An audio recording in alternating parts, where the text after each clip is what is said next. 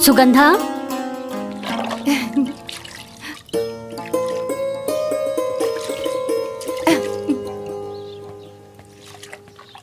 ए सुगंधा, चिल्लात काहे बाड़ू?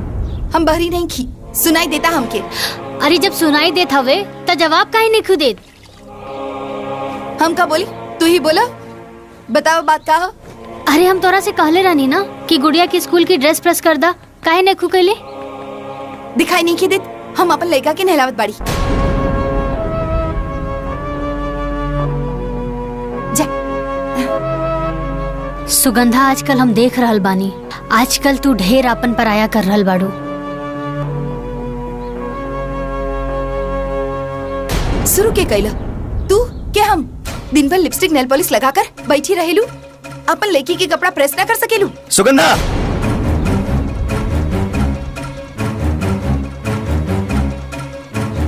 का हो गल तो के? ये कोनो तरीका भौजी से बात करे कर? जी जौन तरीका से समझी ओकरा के उही तरीका से समझाई। चुप रहलो, शांत रहलो, का हला करत रहलो? अरे तोला परोसा आप पटीदार सुनी त का कही? रहे दी माई, आज सुगंधा के बोल ले विदा, पता तो चले आखिर एकरा मन में कितना भड़ास भरल बा। बोला पुष्पा, वो छोट है, ओकरा में समझदारी ना है। तू तो समझदार बाड़ू, तू ही शांत रहा। अगर ई शांत हो जाए तो घर ना पलट जाए। ई घर के मालकिन नहीं, ई ऑर्डर करी और काम करी हम, ई लड़की पैदा करी और संभालिए हम।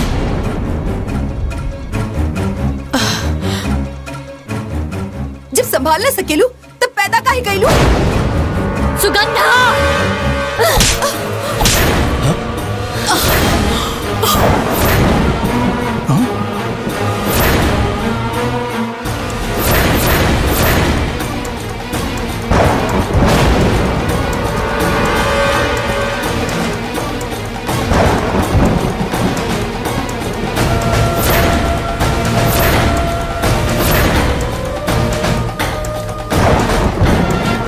जी के पास जवाब न होला ना, वो हाथ उठावेला।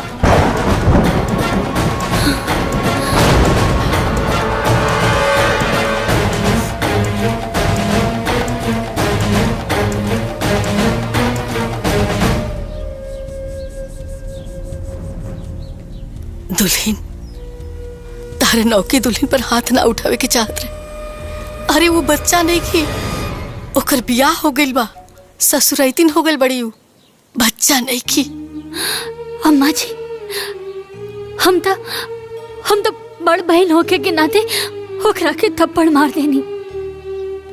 जैसे सुगंधा नैहर में कोनो गलती करत रहे ना, हम ऐसे ही ओकरा के थप्पड़ मार देत रहनी।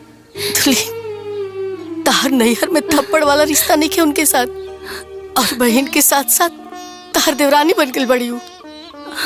तारा ये बात के भूले के ना चाहिए। अम्मा जी, तू चिंता मत करा, हम अभी नैहर में फोन करके माई बाबूजी के यहाँ बुला लेता नहीं। वो सुगंधा के अच्छे से समझा दिए माई, अच्छे से समझा दिए।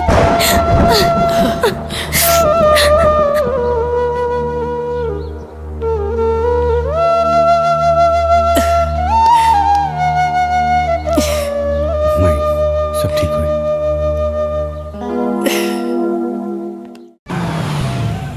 अरे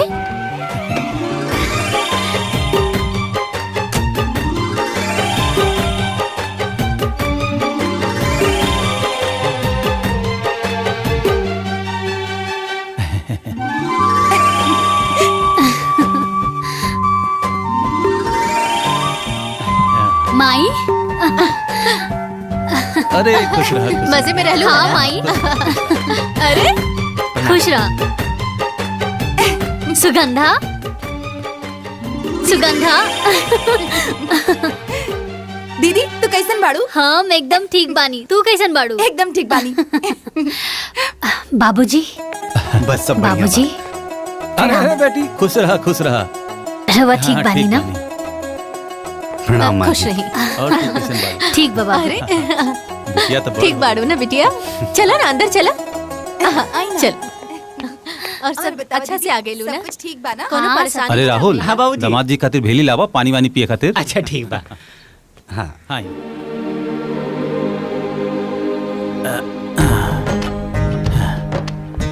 हाँ बैठी। जिया जी, हाँ। इली पानी पी। हाँ ले।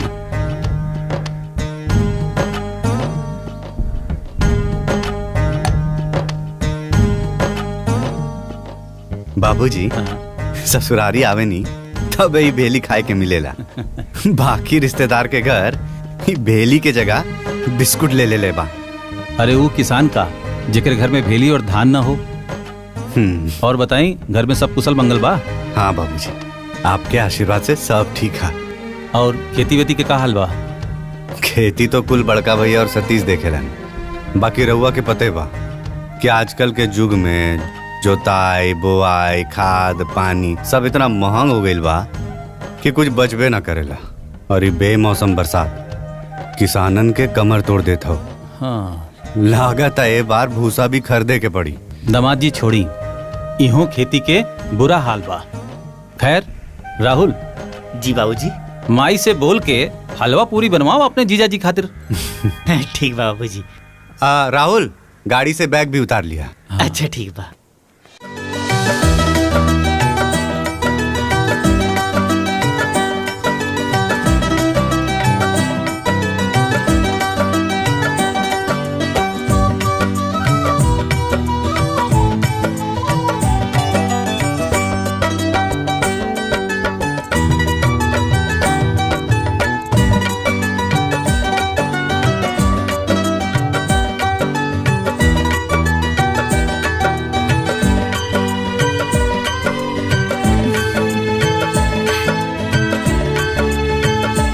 अरे वाह माई, तू ता सुगंधा के खूब गुण सिखा देले बाड़ू।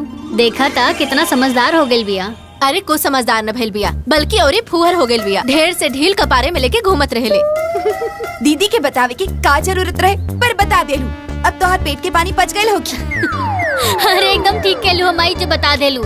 ए गुड़िया, अपना मासी से दूर रहिया ना तो तारा के भी जुआ हो जाई। दीदी तू भी ना। अरे मजाक करत आनी। ए माई, बाबूजी जीजा खातिर हलवा और पकौड़ी बनावे खातिर कहले हाँ। अच्छा तो तनी पम्मी लाला जी की दुकाने चल जा और 1 किलो बेसन और आधा किलो प्याज और आधा किलो सूजी ले ले हाइला, पैसा लेके जा। मामा हमू चली? हाँ चला तू चला। पैसा तो ले दे। जा जा चला आओ। और सुना जल्दी चल और ध्यान रखिया गुड़िया के।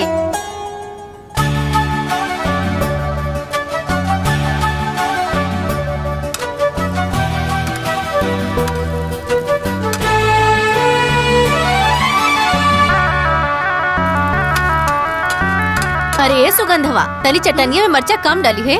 अरे दामाद जी कम तीख खाए लेना।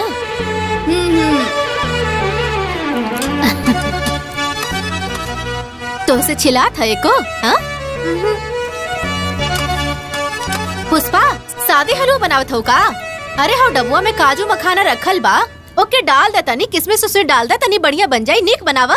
हाँ ठीक बा माई, तनी सूजी भुन जाएदा फिर डाले आराम से। बेटा ये मौसी के दे दा। जा आजा।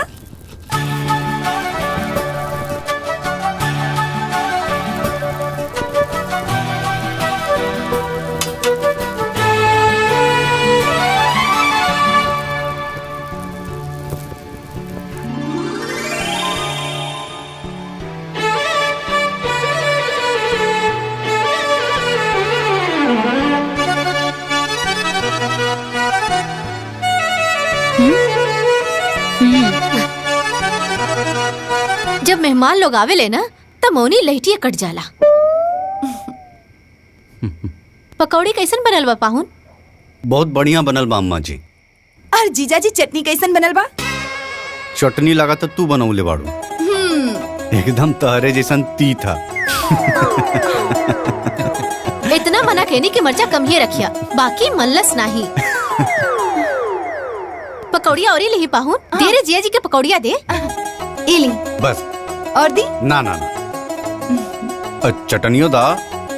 चटनी तो तीख बनल बा ना, तो एक काम करी इली पकौड़ी हलवा के साथ खाई। देवकी, हम सोचा था नहीं कि बिटिया और दामाद के ये बार अपने दोबारे पे लिट्टी चोखा बनवावल जाए। का सोचा तड़ू, कैसन रही?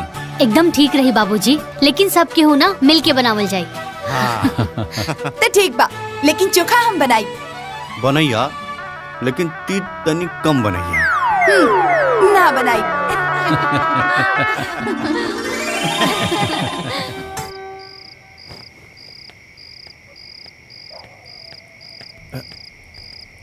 पहुना।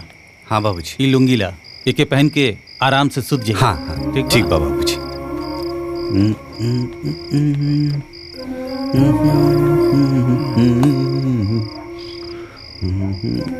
जीजा पानी और चप्पल रख दिले बानी, और कुछ चाहिए तो बता दिया।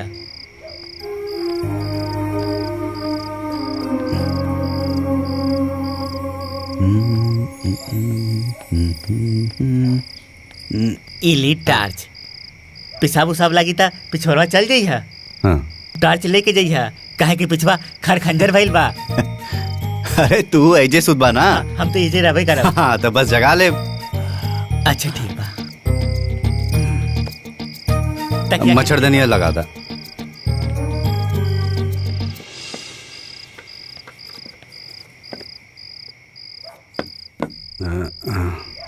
अब मच्छर ना घुसी। चला, शुभ रात्रि।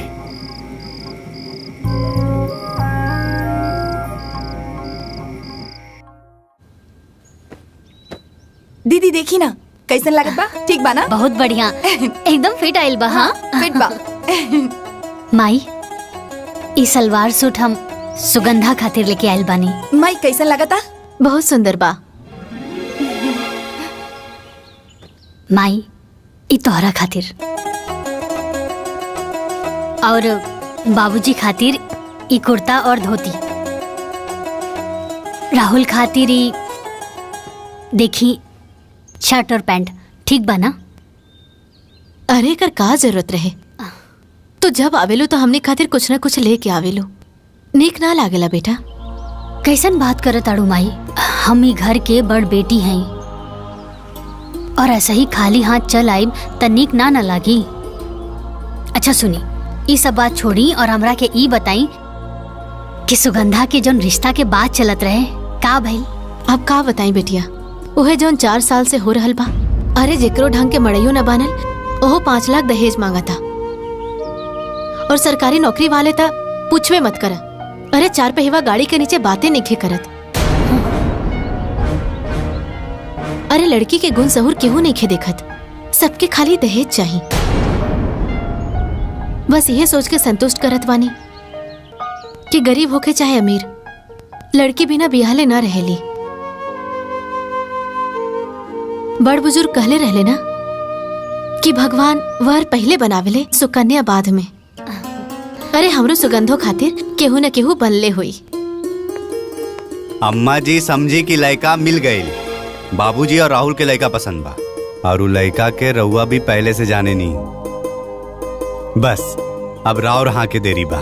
अरे पाहुन, रउआ बुझौलिया मत बुझाई, जल्दी से लड़का के नाम और गांव बता दी। अरे अम्मा जी, गांव के नाम छोड़ी, लड़का के नाम में काफी बा। लड़का के नाम बा सतीश, हमार छुटका भाई।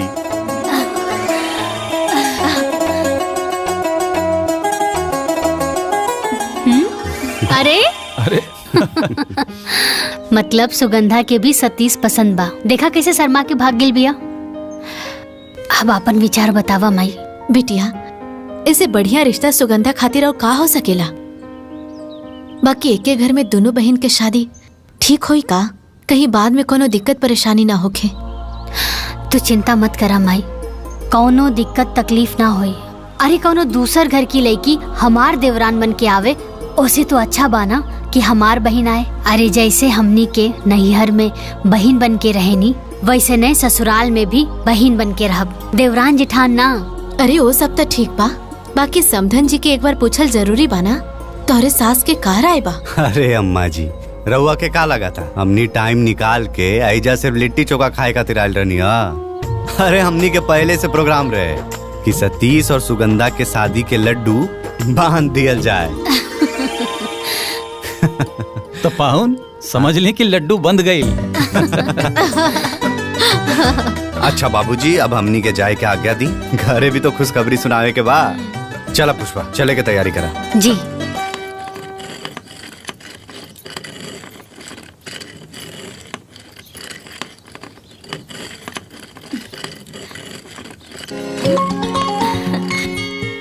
अरे माई प्रणाम। खुश रह। का करे तारू? दाल दरत हई। हमार तो जिंदगी जैसे वही कहावत जैसन हो गइल बा, उठा बुढ़ा सास का चोला छोड़त जात का। ई चूल्हा चौकी धो के खाली भईनी तो दाल दरत हई। अरे त जेठानी हो के कुल काम तू करेलू त देवरानिया का करेली? अब का कही माई, उ देवरानी ना महारानी है, महारानी। ई घर के मालकिन है। जब मन करेला तब चल जाली अपन भतार संगे। काल के गई बाड़ी नहीं हरे। हमरा के तैसन लागता कि हम जेठानी ना नौकरानी है और वो हमार सास तिजोरी की चाबी दे दिल बाड़ी ओकरा के। काहे के ओकर भतार तो कमासुत बाड़े ना और हमार तो खेतिहर बारन। और जब कुछ हम मांगी सासू माँ से वो कहेली जा मलकिनिया से बात कर ला। अब तू ही बताओ माई, जेठानी होके एक एक रुपया खातिर देवरानी के सामने हाथ फैलावे के पड़ेला।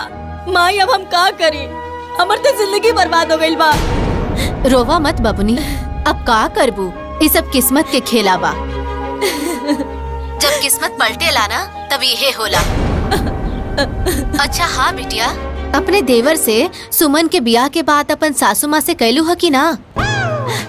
ओ का है ना, दोनों बहन के घर में रहबू त ससुरा में राज करबू और देवरनिया के दबा के रखबू। अरे माई, हम रोज रोज के काम काज के चक्कर में भुला गई नी। अच्छा सुना, तू चिंता मत करा। अच्छा सासू माँ के अच्छा मूड दे के ना बात करम। बस भगवान से ही मनावा कि वो महारानी ना कोनो अड़चन न डाले। चाची आ गईली, चाची आ गईली। अच्छा माई, हम फोन रखा तानी, लगा था कि महारानी आ गईली। रखा। अच्छा ठीक बा, फोन करत रहिया। माई चाची आ गईली। ई का बा? मिठाई। मिठाई तू खा ला। ऐसन बा तो अभी हमहू खा ले तनी।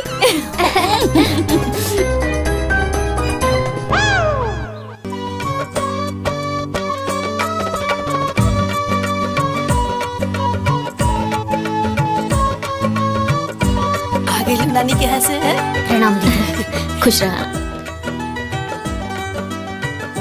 अम्मा जी।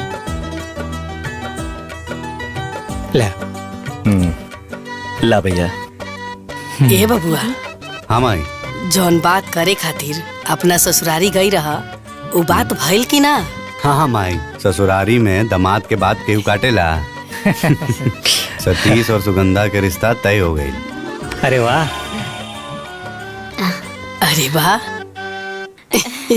ये तो बहुत खुशी के बात बा माँ जी। बाकी हम लोगन से सुनले रहनी कि एक ही घर में दो बहन के शादी ना होके के चाहिए, उ जमेला ना। अरे भौजी, कहाँ बाड़ू तू? ये सब ढकोसला होकेला। वो कहावत नहीं के सुन ले बाड़ू, 100 साइत ने एक सुतार। हाँ सही कहे ना। देख लो ना, पुष्पा के पाव पड़ते गुलाब की नौकरी लग गई। आहो ना हो, सुगंधा के पाव पड़ते सतीश के भाग जाग जाए। बिल्कुल ठीक कहा तारो माई।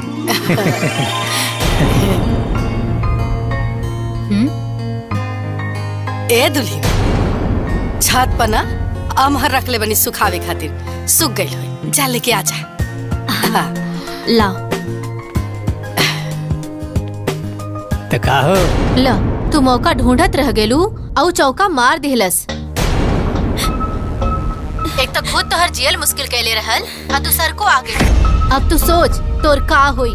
एगो सील एगो लोढ़ा दोनों मिल के कुटियन थोड़ा थोड़ा। अगर वो दोनों सील लोड़ा है तो हम कोनो धनिया पुदीना ना है कि दोनों बहिनी मिलके हमार चटनी बना के रख दे। हम भी झुराई मरचा है। ऐसन जाल डालम दोनों बहिना के बीच में कि गोतनी गोतनी की लड़ाई हो जाए। प्यार के मिठाई में डाल देम आम के खटाई।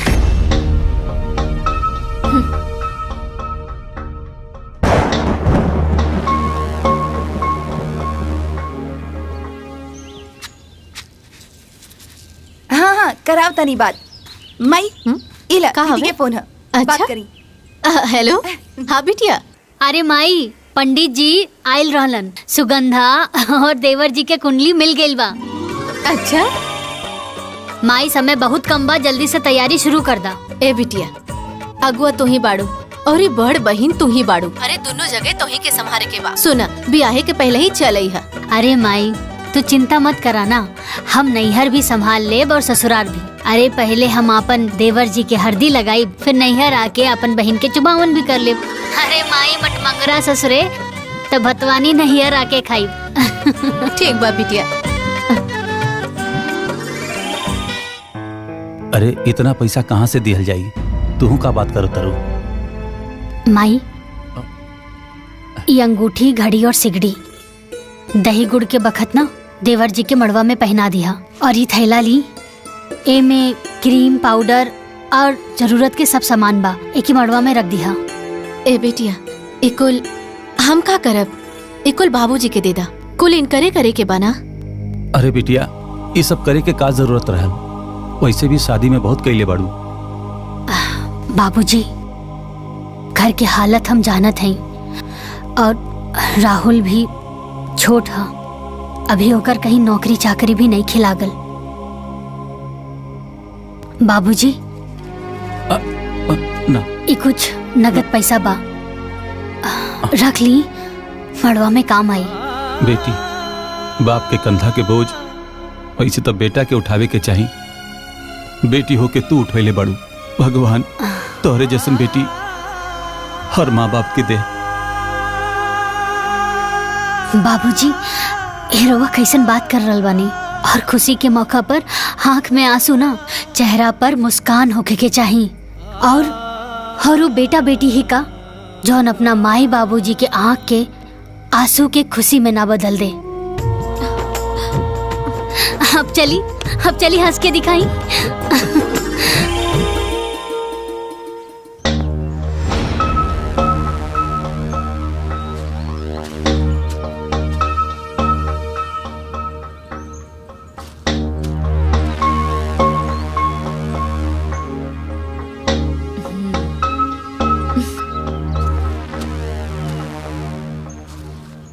कितना थोक पे चढ़ाओ तनी माँ जी देवर जी के शादी पे? अरे दुल्हीन, एक ही स्थान चौपता और 7 थान गहना। इतना दिया जाए ना तो उनकर मड़वा अंजूर हो जाए। सही कहा तानी माँ जी, उनकर मड़वा तो उजियार हो जाए, बाकी हमरे घर के काम मिली। काहे से कि सोना के सिकड़ी, घड़ी, अंगूठी कुल मिला के ये सब देवरानी जी तो लेके गई बाड़ी, और वही सब देवर जी पहन के आ जाई है।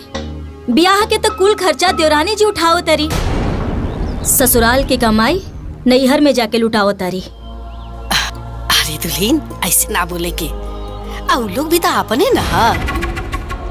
और कन्या के ब्याह करावल ना बड़ा पुण्य के काम होला। बस डीह बाबा करस सब कुशल मंगल से हो जाए।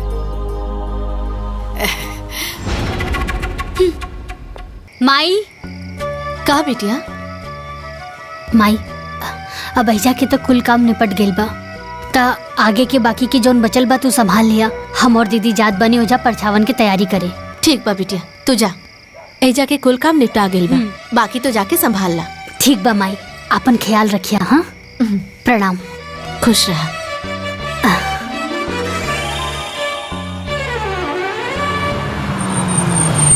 कथिए के लोढ़ा सासू, कथिए के थाली हो, कथिए के लोढ़ा सासू, कथिए के थाली हो। दुल्हीन लपरछा था। अरे कैसन बात करत आड़ू दीदी, तू बड़ बाड़ू, तू करा। ठीक बा। चालेली सासू सोहागिन हो, परछाना चालेली। पत्थर के लोढ़ा सासू, सोने के थाली हो, पत्थर के लोढ़ा सासू, सोने के थाली हो। थाली में हल्दी चावल चुमेली भाभी हो, थाली में हल्दी चावल चुमेली बुआ हो। बहुअर स्वागत बा, उतरा तू हाली हो।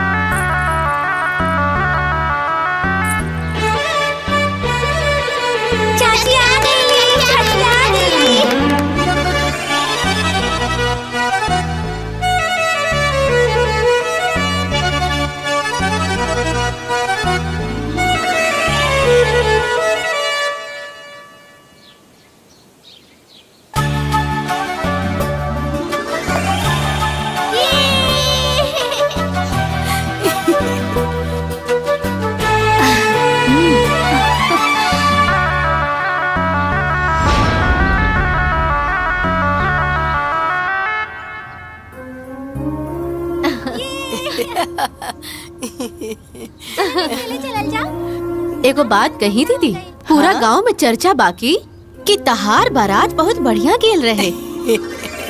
कि ऐसन बारात गईल रहे, वैसे ही लड़की वाला भी बाराती के दुआरे पर स्वागत भी कैलन हा। अरे मसूर के दाल, गोलगप्पा, पनीर, मन भर छेना। ई कुल तो ठीक बा बिमला, बाकी एक घर में 2 बहन के शादी करे के ना चाहत रहे। शादी के बाद बहन बहन ना रह जाली, देवरानी जेठानी बन जाली, आके थरिया फेंक के झगड़ा करे लग जाली। भगवान ना करे कि रउआ के घर में कभी ऐसन होखे, लेकिन का करबू, गोतिन गोतिन के झगड़ा तो सबके घर में होखेला। अच्छा तो ठीक बा, हम जाता नहीं, घर में बहुत काम बा। चलो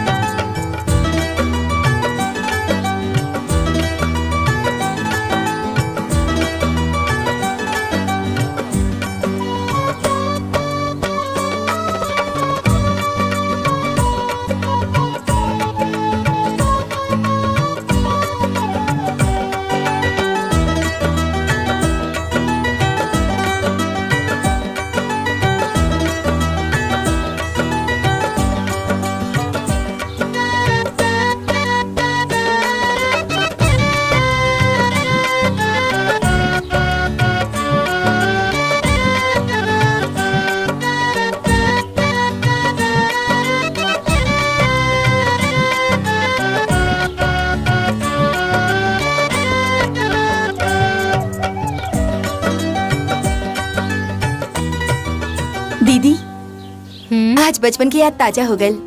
जब हम स्कूल जात रही तो ऐसे ही हमारी चोटी बनावत रहू ना। बस फर्क इतना बा कि आज 2 ना 1 बनावत बाड़ू। अरे पगली, तब में और अब में अलग बात। तब तू छोट रहलू, स्कूल जात रहलू, यही से हम तोहार 2 चोटी बनावत रहनी। लेकिन अब तो तहार बियाह हो गइल बा। हाँ, ससुरौतिन हो गइल बाड़ू।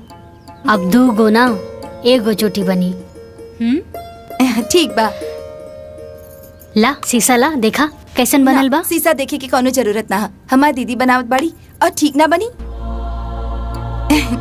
का निमन बा का बुरा बा, हमसे ज्यादा हमार दीदी जाने ली। अच्छा, ये पल्लू ना हमेशा ऐसे सर पे रहे के चाहिए। दुल्हन, तू दोनों बहन ना ऐसे ही बहन बहन बन के रहिया, कबो देवरानी जेठानी मत बनिया।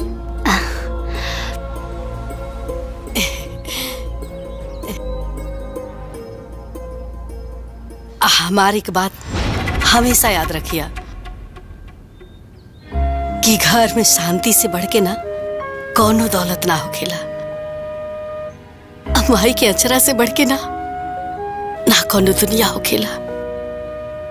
अब भाई से बढ़ के केहू साथी ना होके, अब बहन से बढ़ के केहू शुभचिंतक ना होला। ये दुल्हन, हाँ एक बात कही, बोली ना अम्मा जी। देखा दुल्हन, घर के बरकत ना मर्दन के हाथ में ना होकेला, हम औरतन के हाथ में। हम औरत चाहिए ना तही घर के स्वर्ग बना सकेले और हम ये औरत चाहली ना तो ई घर के नरक भी बना सकेले। ई बात के हमेशा याद रखिए दुल्हन। अम्मा जी, जौन आशा और उम्मीद रहुआ हमनी से रखले बानी ना,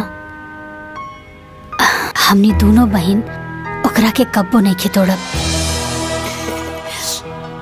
हम रहुआ से वादा करतानी कि हमनी दोनों बहन ससुराल में बहन बन के रहब, कबो देवरान जिठान बन के ना रहब।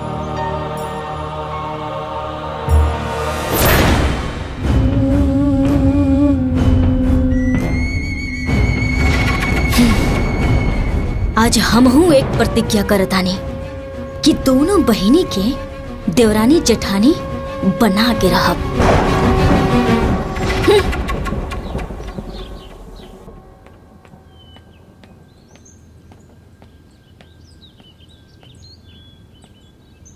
माँ जी, पिंकी के कपड़ा पुराना हो गईल बा, अगर एक दो कपड़ा नया मिल जाए तो बढ़िया हो जाए। अब अरे दीदी, नया कपड़ा किने के का जरूरत बा? गुड़िया के 3-4 गो सेट ऐसे ही पड़ल बा, हम दे दे उहे कपड़ा पिंकी के पहना दिया। बाकी माई कितना उतारा पहनाई? एक जोड़ी नया दिला देती तो हमार बिटिया 30 त्योहार के दिन पहन लिहित। पिछले दिवाली में भी गुड़िया के उतारा ही पहन ले रहे। अरे बड़को, इका उतारा उतारा लगा रख ले बड़ू, एमे का खराबी बा? अरे हम जब छोट रही तो अपना नैहर में अपना दीदी के कपड़ा पहनत रही। अहिजा सुभाष के कपड़ा गुलाब पहनत रहन, गुलाब के कपड़ा सतीश पहनत रहन। एक घर में ये सब चलत रहेला। आ वैसे भी एजा कमाए वाला एक आदमी बा और 2 जना तो खेतिये में लागल बड़ा। जितना ओढ़ना रहेला ना उतने में पैर फैलाए के चाहिए, समझ लू?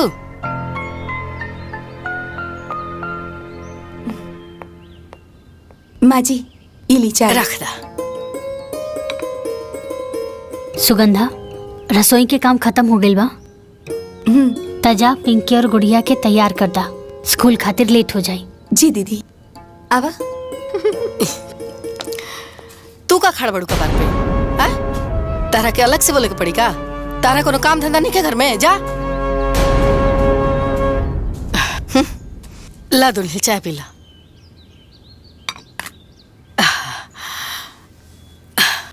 गुड़िया, तू कौन सा क्लास में पढ़ी लू? हम फर्स्ट स्टैंडर्ड में। और पिंकी, तू? Second standard. Second standard. अच्छा, तू दोनों की कितना तक पहाड़ा आवेला? पहाड़ा मतलब?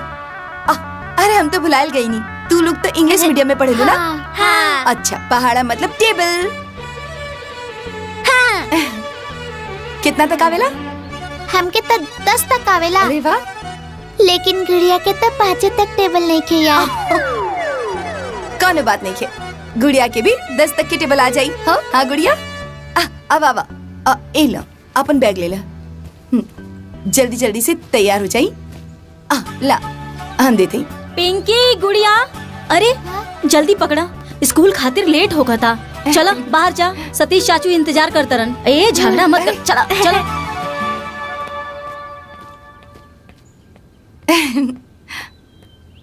सुगंधा, हाँ नाश्ता पानी तो हो गई, खाना में का बनी आज?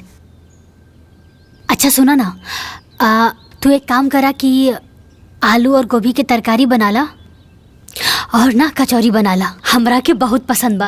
और तू निम्मन भी बनावे लू। हाँ ठीक बा दीदी, अभी बना देता नहीं। ठीक बा। अरे सुना सुगंधा, सूजी के हलवा बना लिया, कुछ मीठा भी हो जाए। ठीक बा दीदी, दोनों बना देता नहीं।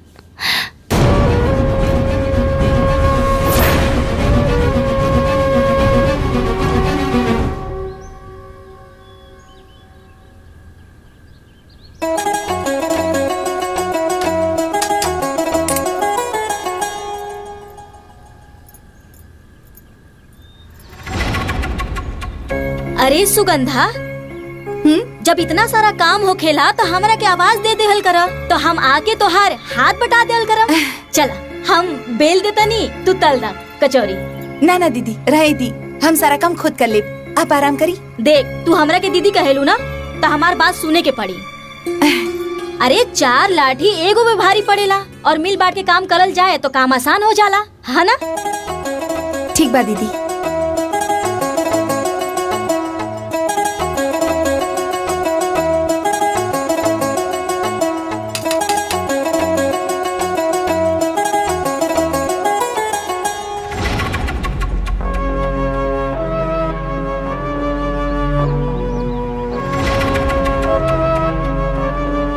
सुनो ना, ऊ देख देवरानी के। अरे तोहरा के कचौड़ी बनावे के ऑर्डर देके खुद नेल पॉलिश लगावतिया। ई ना के छोटकी बहन के आके हाथ बटाती ही।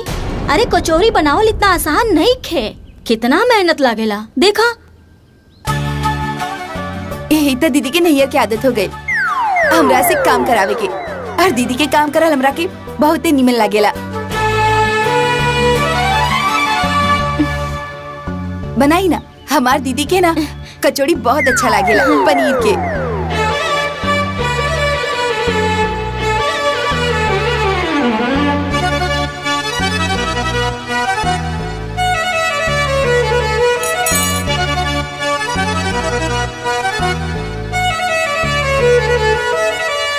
हलवा कचौड़ी।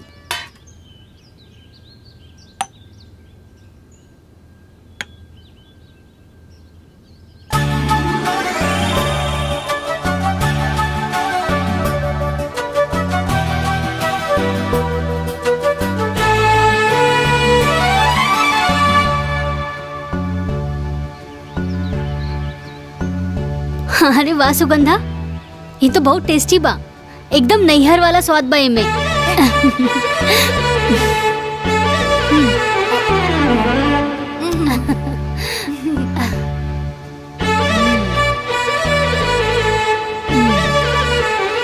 हलवा भी अच्छा बा।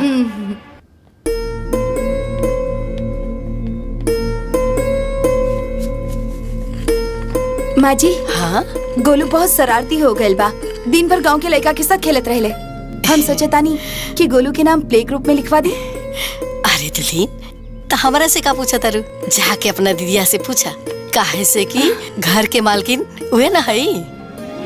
ठीक बा, दीदी तक कबो भी हमारी बात के मना ना करेली। हाँ, हम अभी जाके पूछ लेता ना। चल चल गोलू, बहुत शरारती हो गल बा। कितना बार कहले ऐसा लड़का के साथ मत खेला करो।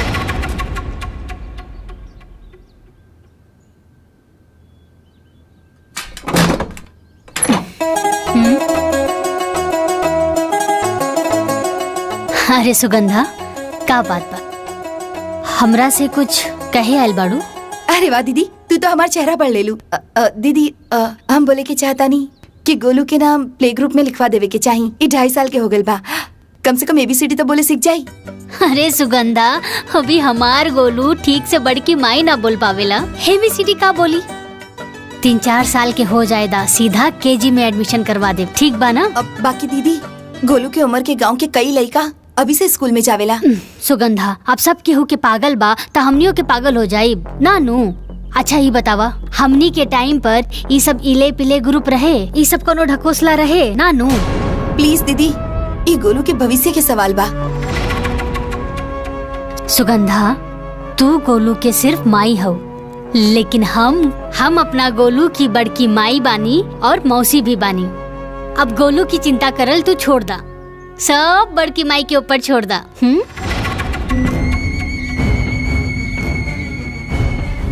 दोनों बहिनी के बीच में आग लगावे खातिर जौन पापड़ हम बेलने आज वो सफल हो गए।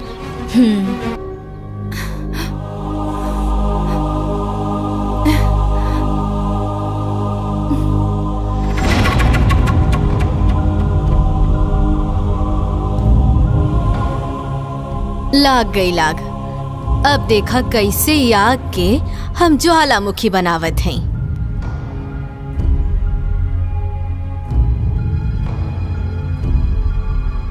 अच्छा ये बतावा, हमनी के टाइम पर ये सब इले पिले ग्रुप रहे, ये सब कोनो ढकोसला रहे ना नू?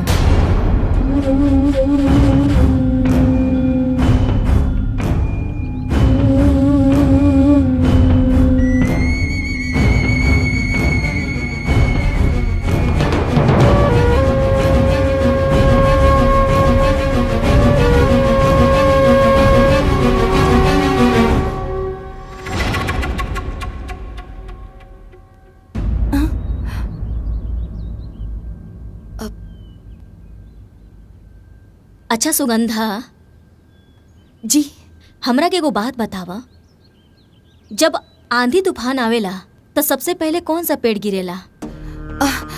जौन पेड़ की जड़ कमजोर होखेला ऊ पेड़। सही कहलू, यही खातिर हम तोहरा पास आइल बानी। देखा, यही उम्र बा तोहर लइकन के स्कूल जाए के। अगर ई उम्र में पढ़े ना गइल सन तो अंग्रेजी में फटर फटर कैसे करी? देख बहिन, नून भात खा के हम जी ले, बाकी बबुआ के पढ़ाई में कोनो दिक्कत ना होके के चाहिए।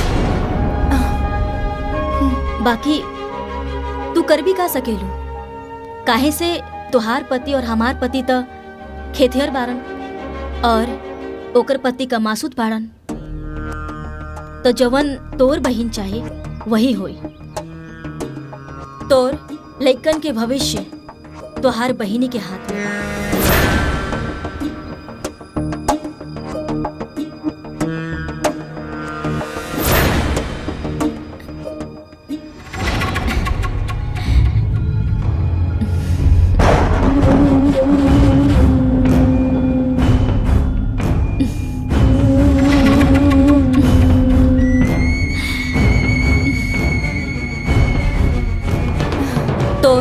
लइकन के भविष्य तोहार बहिनी के हाथ में बा। सुगंधा, ऐसन बात ना हो, तोके जरूर कोनो गलतफहमी भइल बा। गलतफहमी हमके ना भइल बा, बल्कि आज तो हमार सारा गलतफहमी दूर हो गइल बा। अब वो हमार बहिन ना, हमार जेठानी बन गइल बाड़ी। अगर बहन बन के सोचती ना तो कबो भी हमारे लड़का के प्ले ग्रुप में जाए से मना ना करती। सुगंधा, भाभी के हम अच्छी तरह जानीला, वो परिवार के हित के लिए भी सोचनी, कबो अपन पराया ना देखनी। अगर वो कबो अपन पराया ना सोचनी ना तो कबो हमके मना ना करती। हम सब समझतानी वो क्या अपन पैसा के घमंड हो गइल बा। अब रउआ भी खेती बाड़ी छोड़ी और कहीं भी जाके प्राइवेट नौकरी करी, चाहे तो 10,000 ही कमा के लेके आई। हम वो 10,000 में अपन लड़का के पढ़ा लिखा दे। रउआ खेती बाड़ी करत है तो का हमारा लड़का भी बड़ा होके खेती बाड़ी करी? का बात के पतंगड़ बनाओ तारू यार। देखिए जी, अगर रउआ हमारी बात ना मन ली ना तो हम अपन लड़का के लेके नैयर चल जाए और नैयर से अपन लड़का के पढ़ाई लिखाई।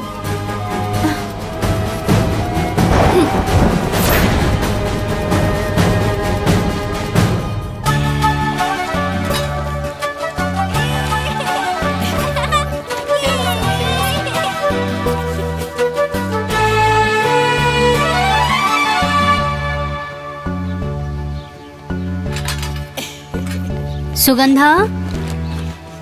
हाँ दीदी। देवर जी अभी खेत गेल बाड़न ना, जब खेत जोत के आ जाई है ना तो ई गेहूं हम ना बोरी में भर देले बानी। उनसे कहिया कि श्यामनाथ की चक्की से पिसवा के ले आई है आटा। ठीक बा दीदी, हम बोल दी। चप्पल टूट गई, गोलू की चप्पल टूट गई। माई, हमार चप्पल टूट गई बा। दिखाई।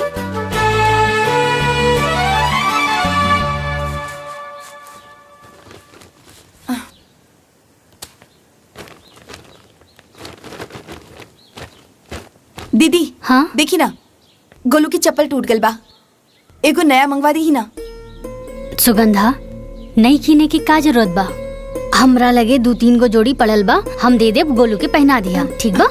बाकी दीदी, लड़का होके लड़की की चप्पल पहरी। अरे सुगंधा, सैंडल ना हा, हवाई चप्पल हा, और सब हवाई चप्पल एक जैसा नहीं होला। कैसे गिर गई तू? हाँ? अरे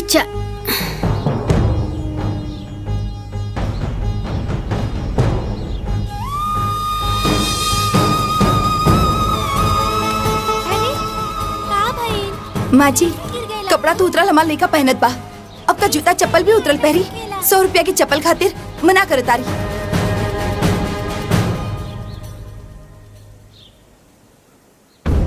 अरे हमार नौके दुल्हन, 100 रुपया के बात नहीं खे। 100 रुपया के कीमत ना, जब तू ये घर के मालकिन बनबू तब समझ में आई कि पाई पाई जोड़ के कैसे घर चलावल जाला। चिंता मत करा।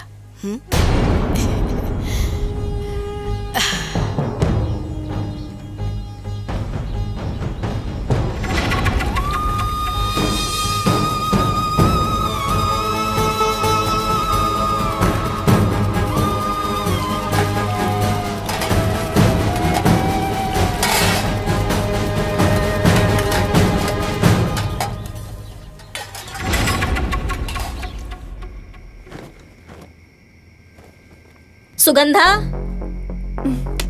हाइला गोलू के पहने खातिर देवरानी जी भेजले बाड़ी।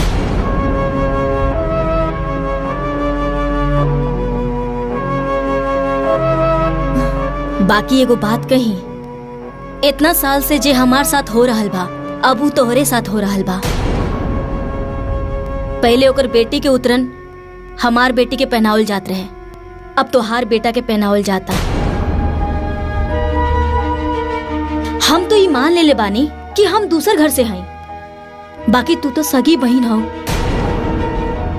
तू दोनों एक ही महतारी के पेट से जन्मल बाड़ू, तोहरे साथ ऐसा ना करे के चाहत रहे। बाकी जाए द, तू कर भी का सकेलू। अच्छा ई चप्पल ना गोलू के पहना के देख ला कि ओकर साइज के बा कि ना। बेचारा लइका लड़की के चप्पल पहन के घूमेला। चला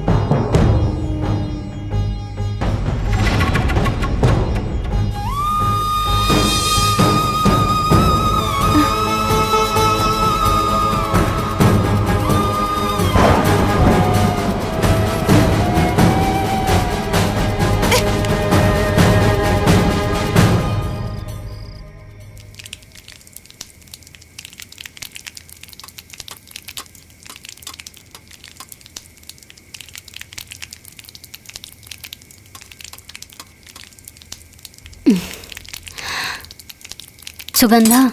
हाँ हमार कपार बहुत बथा था, एगो अदरक इलायची वाली चाय बना दे तू।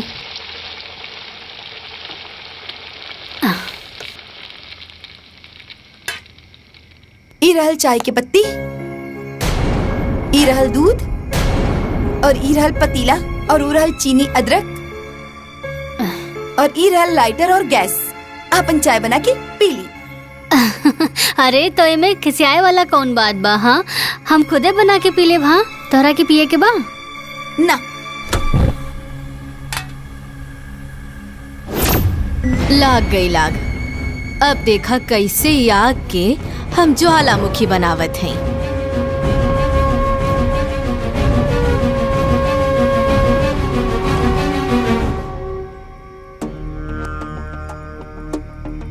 सुगंधा तू चिंता काहे कर रहल बाड़ू? अरे तू जौन कैलू बहुत ठीक कैलू। ज्यादा चुप रहे से आदमी कपारे पे बैठ जाला। कबो कबो मांगे से हक ना मिली तो छीने के पड़ेला। अगर उहो जेठानी बनतिया तो तू काहे बहिन बनबू? तू देवरानी बना। आज तू ओकरा के उल्टा जवाब देलू, हमरा के तो बहुत अच्छा लगल। दीदी पर हमके बुरा ना लागल हा। हमरा के तो बहुत बुरा लगल हा। अरे छोट बहिन हो के ऐसे बड़ बहिन के उल्टा जवाब ना देवे के चाहिए। अरे तू कोनो हाथी घोड़ा थोड़ी मांगत रहलू, एक कप चाही तो मंगले रहो, बना के दे देवे चाहत रहे। बाकी हम जेठानी हो के आज तक तोहरा के देवरानी ना समझनी, और ऊ तोहार छोट बहिन, तोहार सगी बहिन हो के तोहरा साथे देवरानी जेठानी करतिया। जायदा ना दीदी। अरे हम सुगंधा के ना बचपन से जानी ले, और वो बात बात पे गुस्सा हो जाली, और जब ओकरा के एहसास होला ना तो आके माफी भी मांगेली। बाकी दीदी हमरा के बिल्कुल भी बुरा ना लगल हा।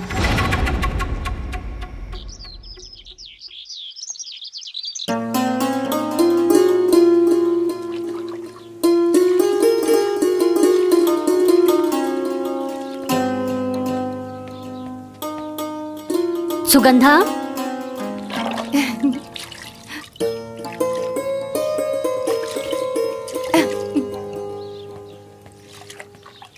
ए सुगंधा चिल्लाता है बाड़ू, हम बहरी नहीं खी, सुनाई देता हमके।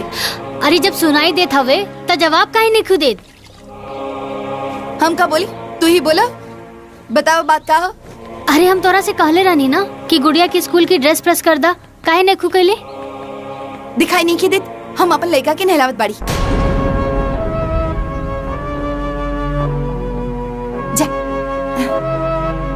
सुगंधा आजकल हम देख रहल बानी, आजकल तू ढेर अपन पराया कर रहल बाड़ू।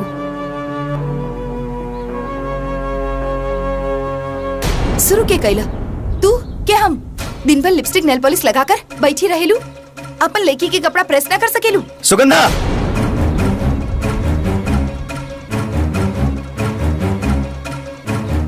का हो गल तो के? ये कोनो तरीका भौजी से बात करे कर? जे जौन तरीका से समझी ओकरा के उहे तरीका से समझाई। चुप रह लो, शांत रह लो, का हला करत रहो। अरे तोला परोसा आ पटीदार सुनी त का कही। रही दी माई, आज सुगंधा के बोल ले विदा, पता तो चले आखिर एकरा मन में कितना भड़ास भरल बा। बोला पुष्पा, वो छोट है, ओकरा में समझदारी ना। तू तो समझदार बाड़ू, तू ही शांत रहा। अगर ई शांत हो जाए तो घर ना पलट जाए। ई घर के मालकिन नहीं, ई ऑर्डर करी और काम करी हम। ई लड़की पैदा करी और संभालिए हम।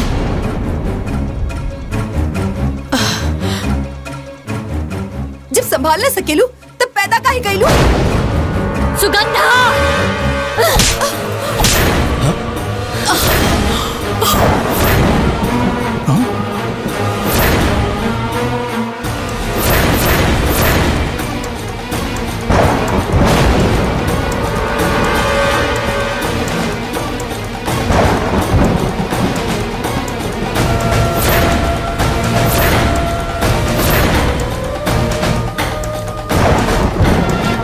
जेके पास जवाब न होला ना, वो हाथ उठावेला।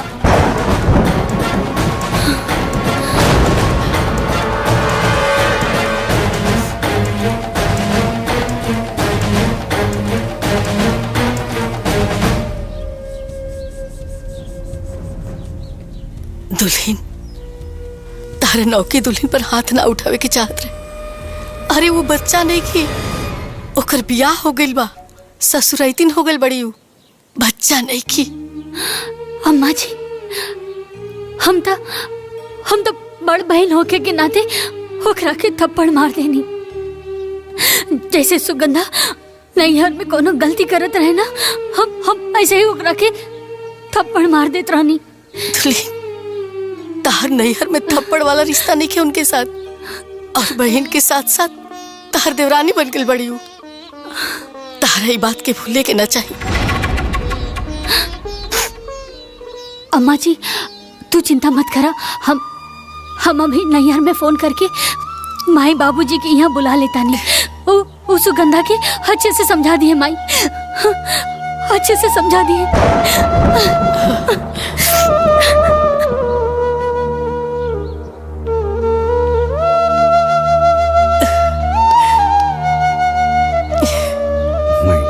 सब ठीक हुई।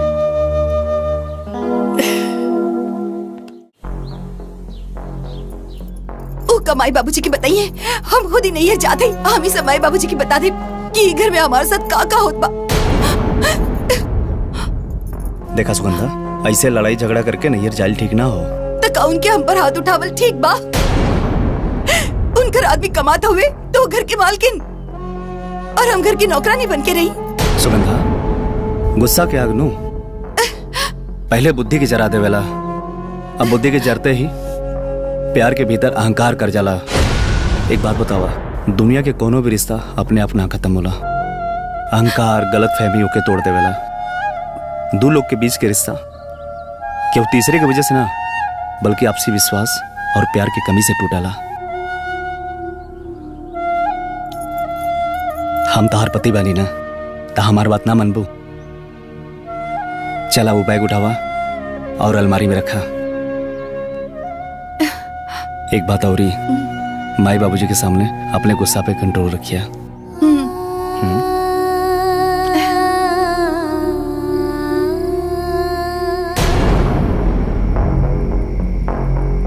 बाबूजी, ले ना पानी पी ही ना। अरे बातचीत तो होते रही। का पानी पी हम? इन्हीं दुल्हन के कथा सुन के हमार सारा प्यास बुझ गई। यही सब खातिर हम तोहार दोनों के बिया एके घर में कैले रहनी। बोला सुगंधा, बोलत काहे नहीं खू? हमसे का पूछा नहीं, एकरा से पूछी। ई घर के मालकिन नहीं, घर के काम करावे खातिर ब्याह करके हमकी ई घर में लेके आल बाड़ी। आजकल एकर जबान कम और हाथ ज्यादा चले लागल है। देखा तानी बाबूजी, कैसन पटर पटर जवाब दे दिया। एक भी बात हमार ना सुनेली, बहुत ज्यादा झगड़ालू हो गई बिया। हाँ हो, चुपचाप से नैयर में करत रही, वैसे ही ससुराल में करत रही तो हम बहुत निमन हो जाये। खुद तो कुर्सी पे बैठ जात हई। अरे काम चोर तो तू नैयर से ही हबे।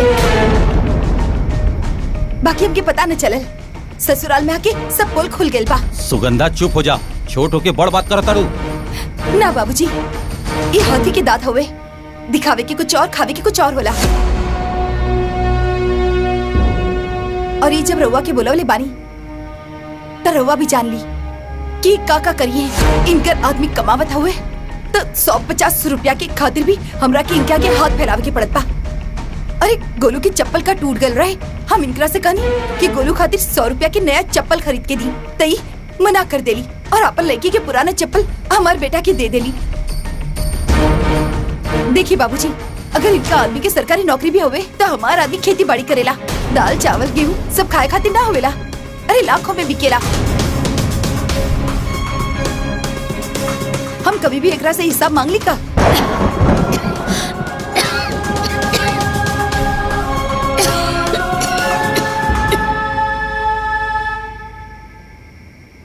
तारा के हिसाब चाहे ना सुगंधा, एक दिन तोरा के सब हिसाब दे देब हम। चुप हो जा भाई, हमार बात कान खोल के सुना। अगर तोहनी ऐसे ही आपस में लड़त रहबू तो हम समधियान आवल छोड़ दे। काहे कि तू लोग समधियान में हमरा के मुंह दिखावे के लायक न छोड़बू। बिटिया, हम बाप होकला के नाते तो से विनती करतानी कि जैसे तू दोनों के नाम पुष्पा और सुगंधा है, वैसे ही ससुराल के बगिया के सुगंधित करा। समधन जी, हम दोनों बिटिया के तरफ से हाथ जोड़ के तो से माफी मांगतानी। समझी जी, माफी मांगे की कोनो जरूरत नहीं है।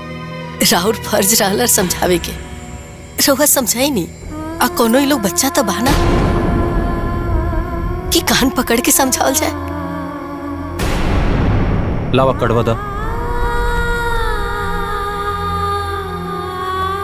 अरे हम आवत रहनी था, सोचनी के राहुल के शादी के कार्ड एक पन दुकार हो जाई, आपके पूरा परिवार के साथ आवे के बाद।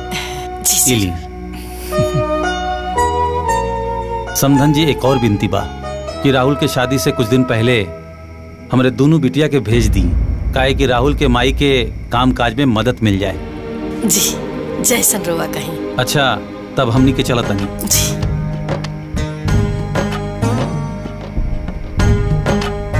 प्रणाम बाबूजी। प्रणाम माई। खुश रह बेटी। मैं खुश रह। अरे हाँ, रख ला। खुश रहा। इला। गोड़ लागत नहीं। हाँ, खुश रहा, खुश रहा। गोड़ लागत नहीं माई। इला बेटा, अरे रख ला। प्रणाम माई जी। खुश रहा। प्रणाम माई। प्रणाम। खुश रहा, खुश रहा। हाँ, प्रणाम खुश माँ रहा। प्रणाम माँ जी।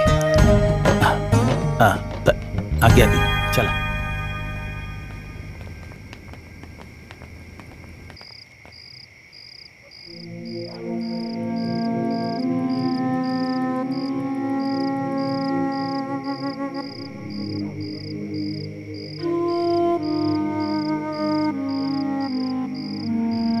भैया, पता नहीं केकर नजर हमनी के घर परिवार पे लग गई। ये सुगंधा और भाभी के बीच में खटास कैसे पड़ गई? सब सुगंधा की गलती हो। अपने से बढ़ के कबो उल्टा जवाब ना देवे के चाहिए। ए भाई, जहां 4 बर्तन रहेला ना तो आपस में बजबे करेला। वो दोनों सगी बहन हैं, आपस में लड़िए झगड़िए फिर एक हो जाइए। तू ये सब छोट बात खातिर चिंता मत कर।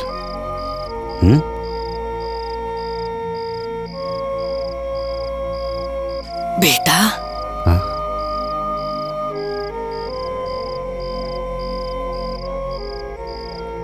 देखा बेटा, तू लोग ऐसे ही आपस में समझदारी से रहिया। मेहरारून के झगड़ा लड़ाई की आज तो हम लोग के रिश्ता में ना आवे के चाहिए। हमारे 60 साल के उम्र हो गई। बहुत बड़ा ना अनुभव बा बेटा कि अक्सर भाईन भाईन में अलगावची ना औरतन के लड़ाई झगड़ा के कारण नहीं होला। देख बेटा, तू लोग से हम विनती करता नहीं अरे मैं कि तू लोग आपस में कबो कटास बतावे दिया न तब जीते जी मर जाए। ना माई, तारा पता बानू, बाबूजी हमेशा कहत रहे कि एक दूसरा के साथे रहल परिवार ना कहला, परिवार वो कहला जे एक दूसरा के दुख सुख में साथ रहेला। और माई, तोनी और बाबूजी के दिहल संस्कार हमने के भूलल नहीं जा।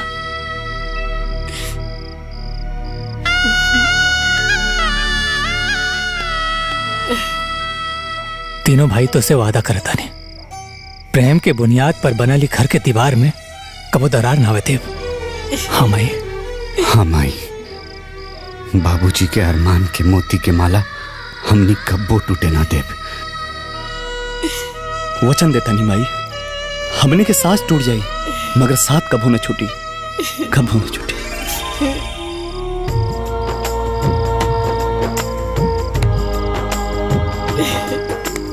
हमारे तो तू लोग पे पूरा भरोसा।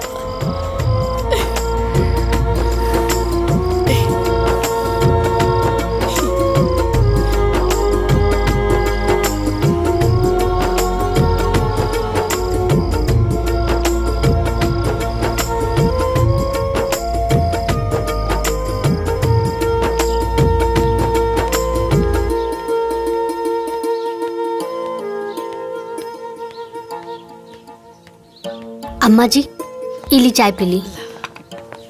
अरे अरे अरे, खाना बन गई। चला चला तू आगे बैठा। ये आगे बैठी। अच्छा ठीक बा।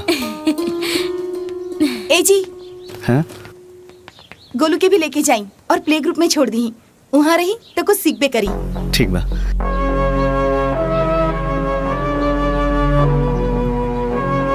ए तो पे बैठ जा। चलो बैठा लो। Bye bye bye bye bye bye बेटा, जाए बाय बाय।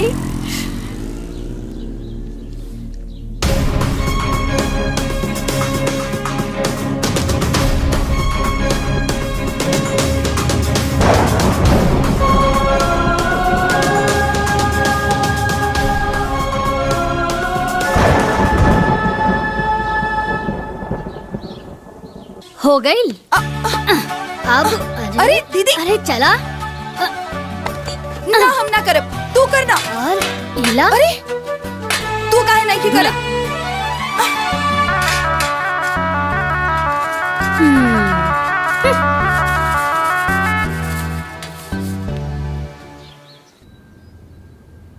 प्रणाम भाई। माई, रवा लोग भी चलती तो अच्छा रहे। हाँ। अरे दुल्हीन, तू दोनों जानी बहन जाता रू ना, जा बढ़िया से शादी ब्याह निपटा के आ जा। सुगंधा, तैयार हो गई लू, हम तहरे इंतजार करत रहनी। हाँ चला एक साथ चल जाए, एक ही गाड़ी में। हाँ तू जा, हमरा के तोहरा साथे नहीं खिंचाए के बा।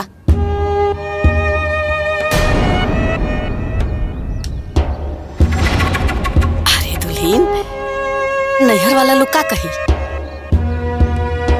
अरे कहीं नैहर में दोनों बहन अलग अलग जाइबू त नैहर वाला लोग का कही? माई ठीक कहती है सुगंधा, चला भौजी के साथे गाड़ी में बैठा। ऐसे जाए अच्छा ना लगी ना। अच्छा लगी चाहे बुरा, अब छुपल का बा? नैहर में भी तो सबके पता चल गइल बा।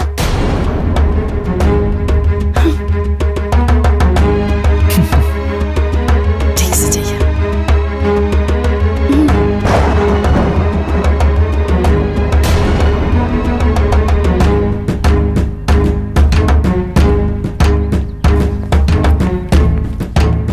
खुश रहा। प्रणाम माई। जो आगे चलो।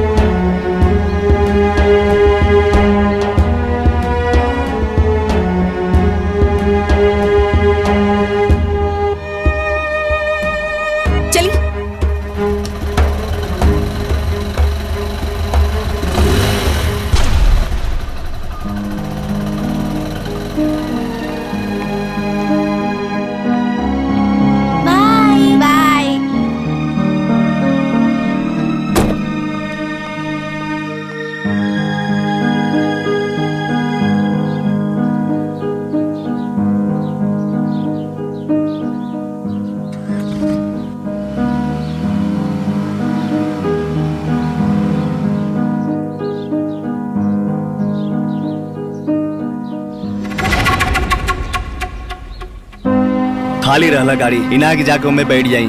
ये जेठ की दोपहरिया में हम लड़का लेके मोटरसाइकिल से चलत है, सब तोरे जिद के कारण होता। देखिए रहुआ चाहे कुछ भी कही, हम फैसला कर ले बानी। हम ओकर गाड़ी में ना बैठब मतलब ना बैठब। का समझते बड़ी आई गाड़ी वाली एकदम मूर्ख है बाड़ू।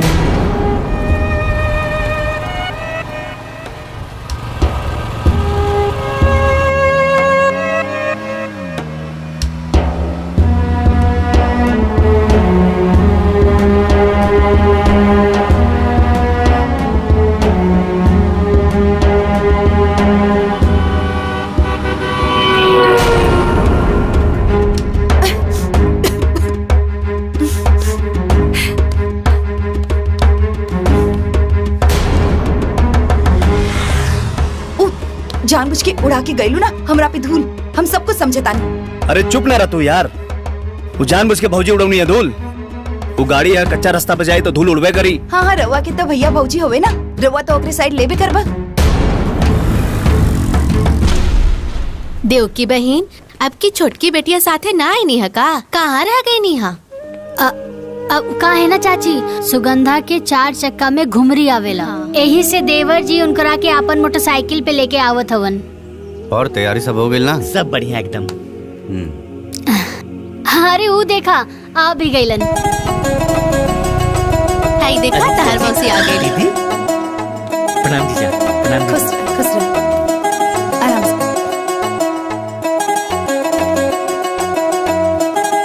जा। खुश रहा। प्रणाम माँ। कैसन बाड़ा बेटा? ठीक बाड़ा ना? बहुत याद करत रही लखा। अरे खुश रही जाइए अंदर। खुश रहा। प्रणाम बाबूजी। और बेटी सब ठीक बना? हाँ ठीक बना। हाँ ठीक। खाला सब तहरे खाती है। हाँ प्रणाम बाबूजी। सब ठीक बना? एकदम हाँ, ठीक। आओ बेटा आओ। और काम काज कैसन चला था? सब बढ़िया एकदम। ऐसा कुतला बहन लगा था कि दोनों बहन के ससुरा में ना जमता।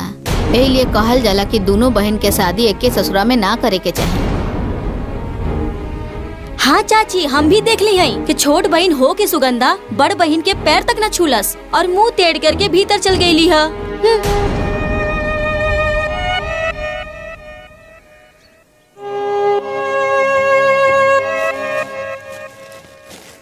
सुगंधा कितना बार कहनी है कि ससुरे के झगड़ा नैहर में मत लावल करा। अरे बियाह पड़ल बा, कुशल मंगल से बीत जाएदा। गांव घर नात रिश्तेदार सब कोई जुटल बा, तोहरी दोनों बहन मुंह फुला के बैठबो सन तो सब लोग का कहिए? हाँ ये हमके ना ओकरा के समझाई कि यहाँ मालकिन बन के ना रही। मालकिनी करिए तो झगड़ा तो होबे करी। अरे तू बात के समझत काहे नहीं खू? अरे वो तोहर बड़ बहन हिया, तू ओकरा से बहुत छोट बाड़ू। छोट बन के रहबू ना तो कुल झगड़े खत्म हो जाई।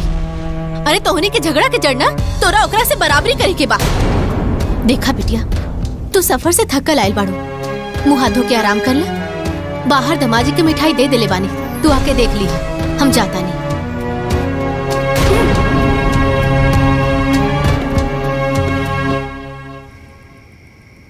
देखा बेटिया, ये कुल चौकटा के साड़ी है और ये पास थान रतन के यहाँ रख ले बानी। साड़ी बहुत बढ़िया बा माई। हाय देखा तहार भसुर के शर्ट पैंट और ये तीनों समधी के पैंट शर्ट बा। कुल कपड़ा बहुत अच्छा बा माई। अरे सुगंधा आवा बिटिया, तू देखला। पहले मालकिन के दिखा दी, हम तो बाद में देख ले।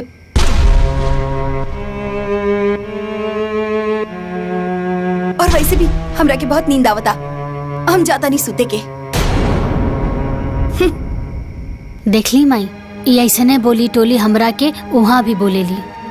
जायदा बिटिया, तू बड़ बड़ो, तू ही समझदारी से काम ला। ओकर बचपना भी गई लेखे। यह सोच के तो हम चुप रहेली। अच्छा माई, अब तू सूझ जा, सुबह हल्दी चुमावन बाना। हाँ ठीक बा।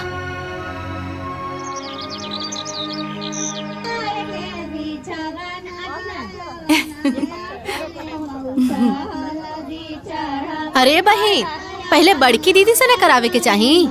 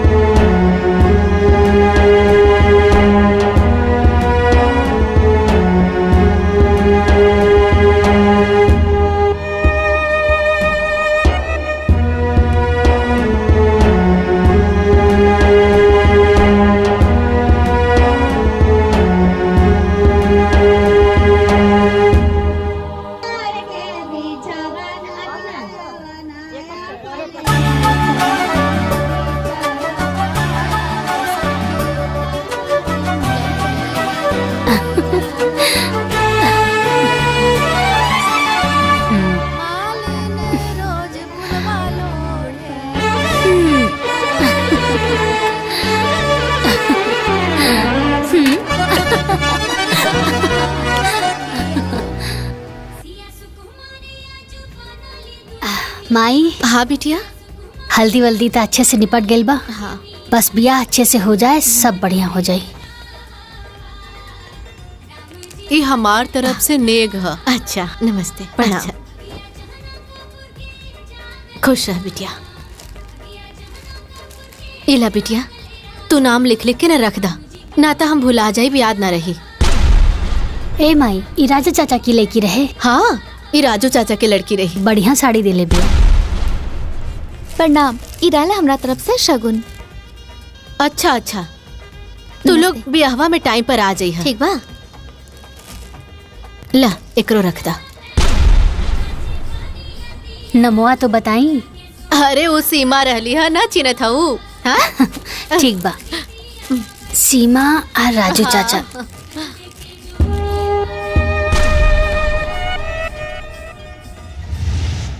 माई। का बिटिया? माई, ई चेन हम लेके आयल बानी, देवर जी के दे दिया।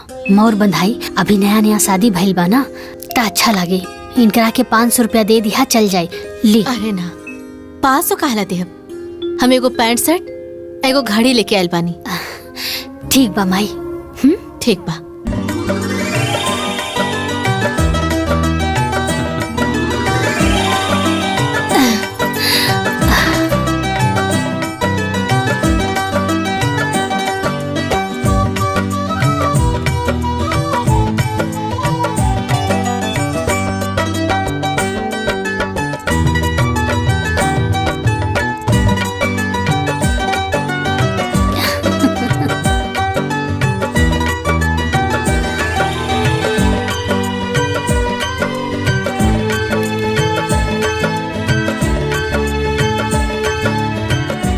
दीदी पतो हो तो बड़ी सुंदर बिया। हाँ बहन। अरे ननद सुंदर हुई तो भौजी काहे सुंदर न हुई। इली हमार तरफ से तो हर मुंह दिखाई। निमन बाना।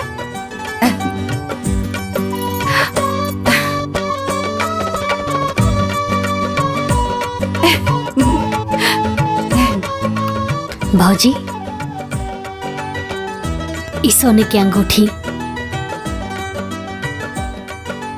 तोहार दोनों ननद की तरफ से। कैसन लागल? एकदम चांद के टुकड़ा लग रहल बाड़ू। राउर त भाग खुल गेल माई। हाँ माई साहब, जोताई उतर हो गई। पीला। अरे आ गेला। अरे पिंकी के माई। चलो चलो उतरा उतरा। घरे आ गेला।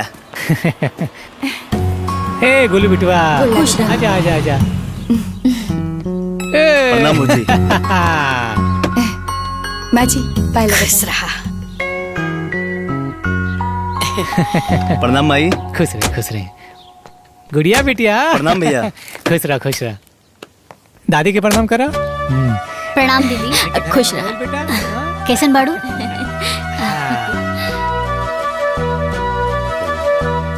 प्रणाम माई। खुश रहा। कुशल मंगल से सब शादी ब्याह हो गई ना? हाँ अम्मा जी, राउर आशीर्वाद से सब कुछ कुशल मंगल से बीत गइल बा। अम्मा जी राउआ खातिर और दीदी खातिर साड़ी भेजले बाड़ी। अब लइका के बियाह कैले बानी त समदिन के साड़ी त पहनेबे करी है ना। दीदी ई तोहरा खातिर। माई मोर बनाई सिकड़ी मिलल बा। अच्छा, बड़ा सुंदर बा। आ गुलाब तहरा के का मिलल हो?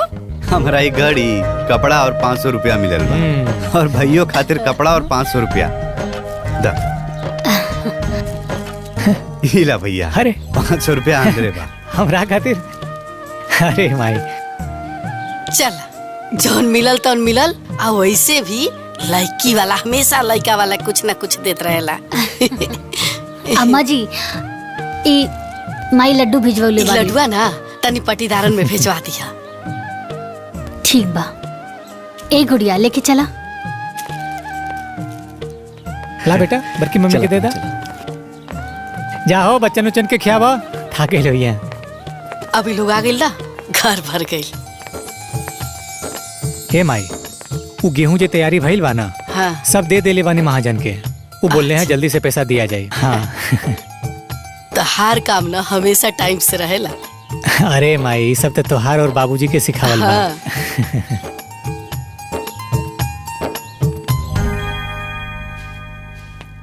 गुड़िया पिंकी गोलू चला आवा, सफर में थक गई हुई बा, आके दूध पीला। चला माई हमरे खातिर है। हाँ बेटा, सब केहू के खातिर।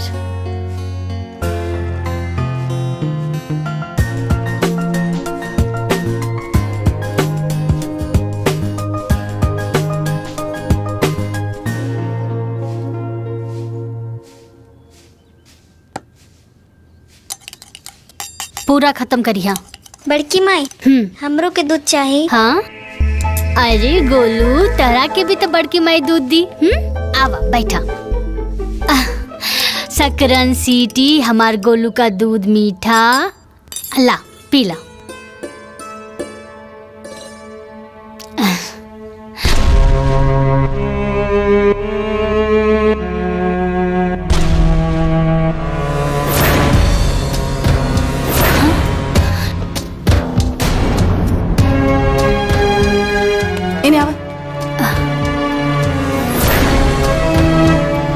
अरे हम तरह के इतना खियाली प्याली तभी तो लाट टपकता।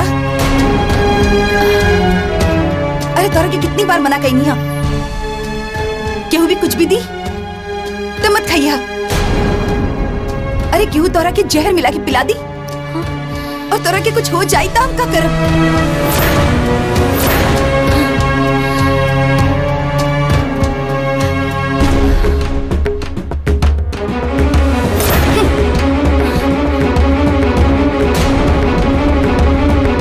कितनी बार मना कही नहीं।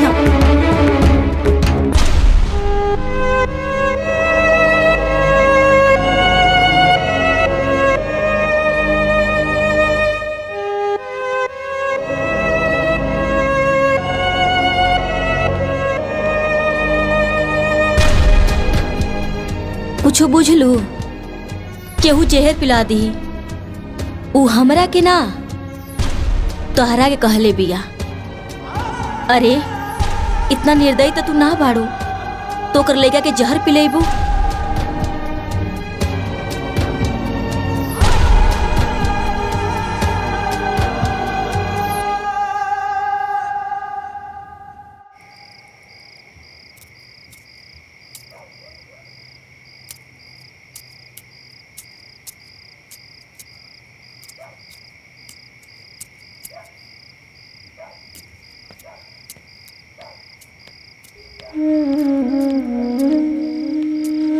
सुगंधा,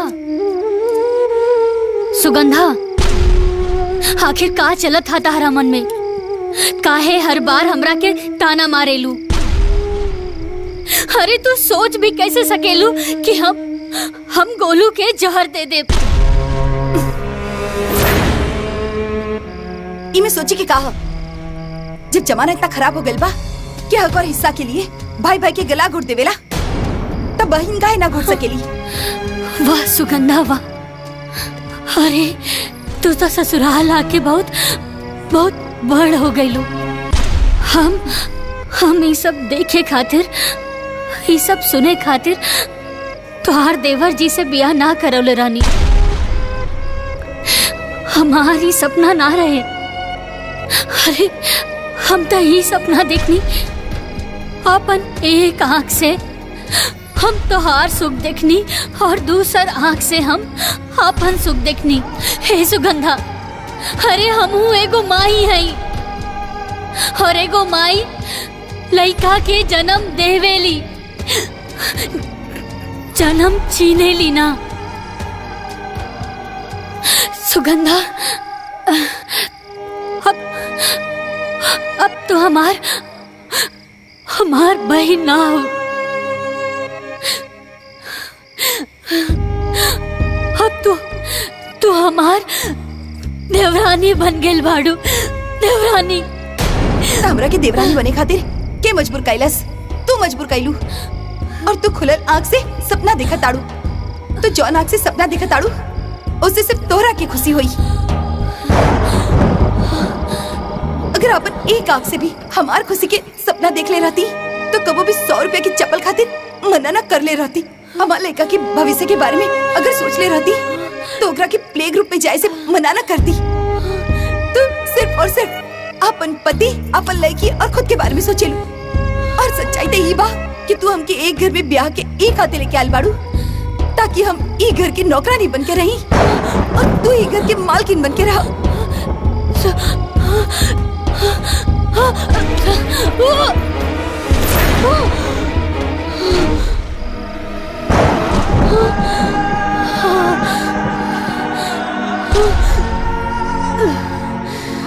दीदी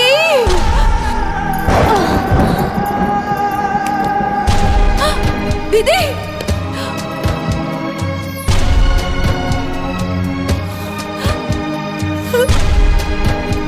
दीदी काबिल दीदी दीदी काबिल उठी ना दीदी। माई माई जल्दी आवा। दीदी उठी ना, का हो गई? माई दीदी होश में आई दीदी। अरे का हो गई? पुष्पा जी का भाई? ए पुष्पा, अरे पुष्पा, पुष्पा चली ना दीदी के डॉक्टर के पास ले चली। पुष्पा पुष्पा पुष्पा अरे उठा दीदी।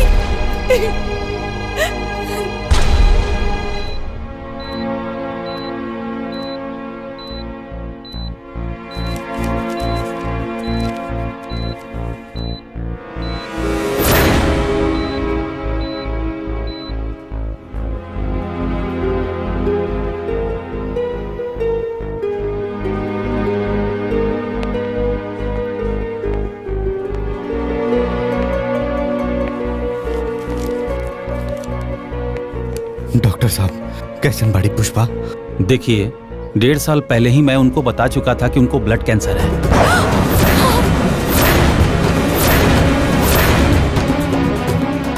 और उनका कंडीशन लास्ट स्टेज तक पहुंच चुका है।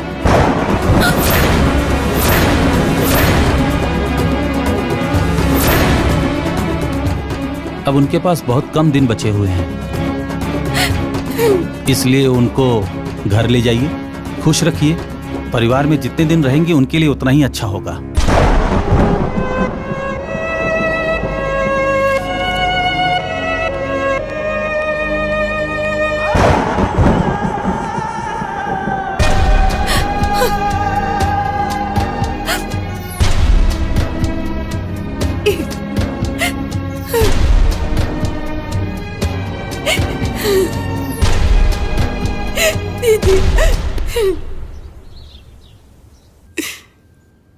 दुल्हन के कैंसर ये हमरा और गुलाब के पता रहे। दुल्हन ये बीमारी के टेंशन में बहुत रहे लगली। नैहर की चिंता, ससुराल की चिंता, तेरा ब्याह की चिंता, गुड़िया के परवरिश की चिंता कि उनका बाद उनका गुड़िया के ध्यान रखी, घर के ध्यान रखी।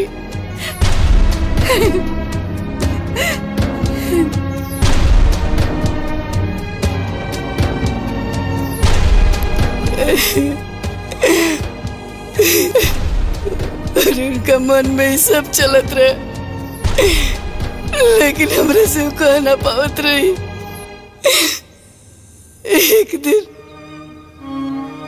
एक दिन हमरा से कहली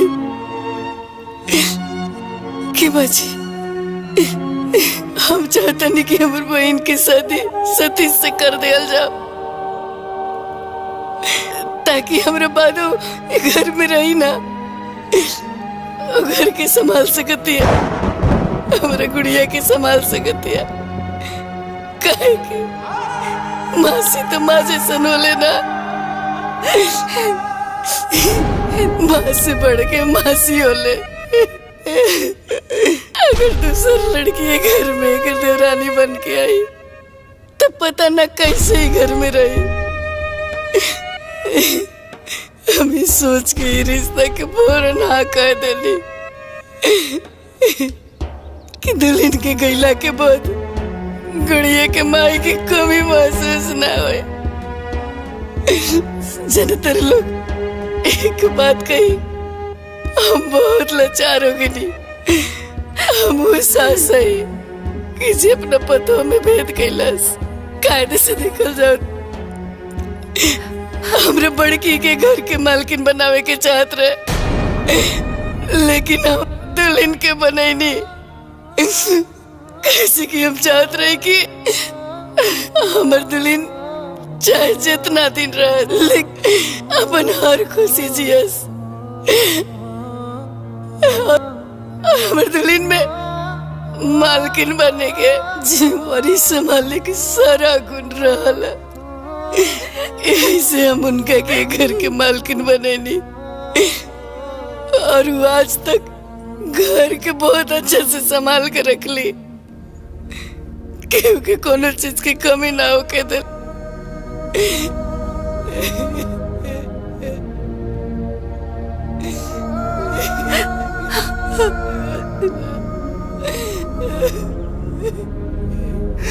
ना मैया चुप हो जा।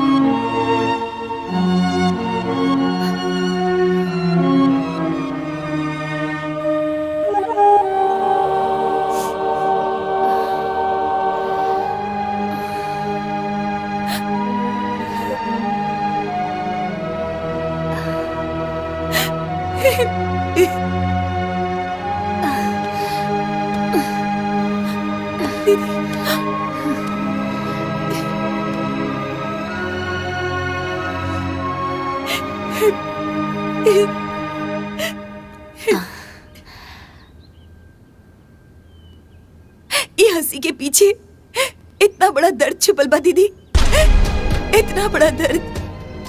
तू तो हमसे हर बात बतावेलू, तो फिर ईराज हमसे काहे छुपावले दीदी, काहे? सुगंधा, तू तो अपना दीदी के बचपन से जाने लू ना। वो अपन सुख सबके साथ बांटेली, लेकिन अपन दुख ना। हमारी बीमारी कैंसर हम तोरा के बाबूजी से माई से हे खातिर ना बताऊनी कि कहीं तू लोग बहुत परेशान ना हो जाओ। दीदी तू कितना महान बाड़ू, तू कितना महान बाड़ू दीदी। हम तो छोट बहन हो के भी हम तोरा के इतना उल्टा सीधा बोल देनी, तोरा साथ जबान लड़वनी, हम तोरा के काका कह देली दीदी। हमरा के माफ कर दे दीदी, हमरा के माफ कर दे दीदी। तू हमरा के छोड़ के कब मत जाइए दीदी, कब मत जाइए दीदी। तू हमके मारा, डांटा और उल्टा सीधा बोल दे। हम कुछ न बोलब दीदी, हम कुछ न बोलब। बतावा दीदी, तोरा के का खाए की मन बा? कचौड़ी, पूरी, हलवा दीदी, तोहर जौन मन करी हम उस सब बना दे। बस दीदी तू एक बार बोला तोहर का मन बा। ए दीदी तू हमरा से नाराज नहीं खुना? बहन, जब दिल में कोनो नाराजगी ही ना बा तब माफी कैसन?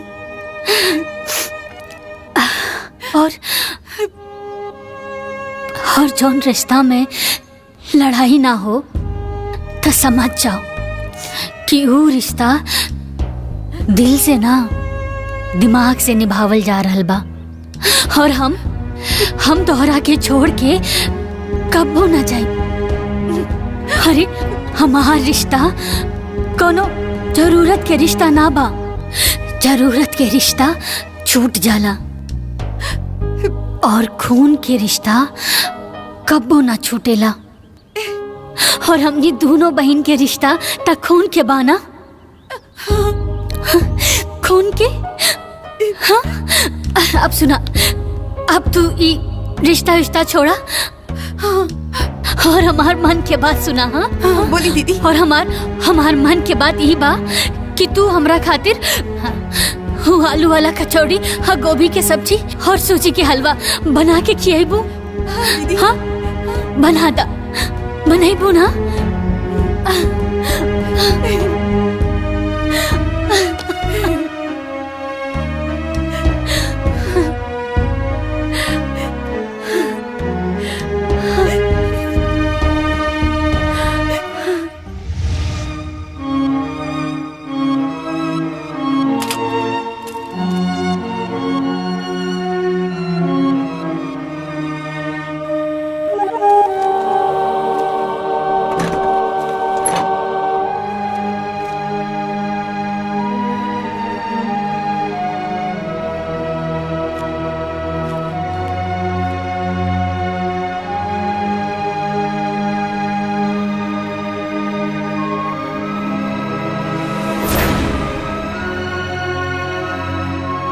दीदी आज ई तरफ पूरा परिवार के एक साथ काहे बुलाव दिया?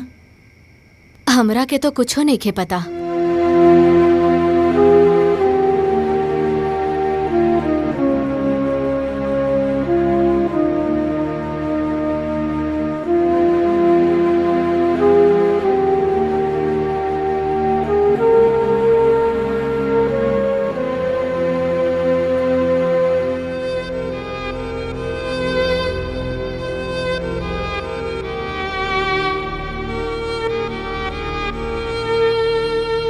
जेठानी जी, हम पिंकी, गुड़िया और गोलू के नाम 5-5 लाख की एफडी करोले बानी।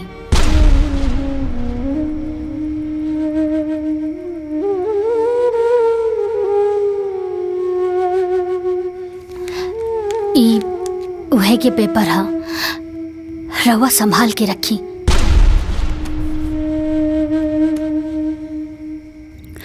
जब ई लोग बड़ा हो जाई ना त ई पैसा ई लोग इनके पढ़ाई में बहुत काम आई।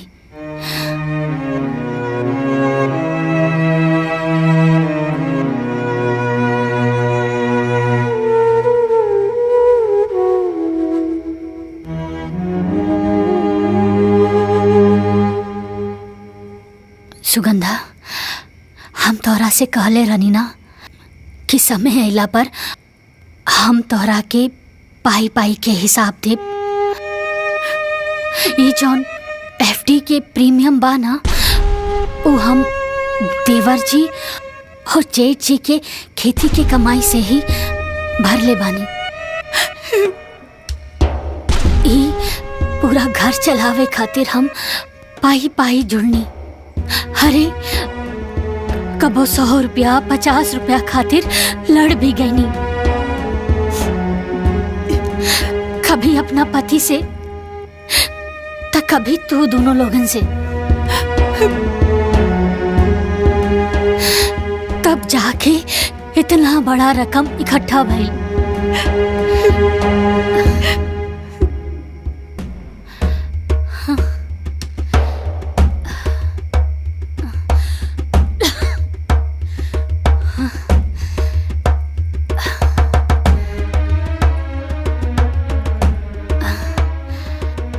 जेठानी जी, अब हमरा अंदर इ घर के मालकिन बने के हिम्मत नहीं के बचल।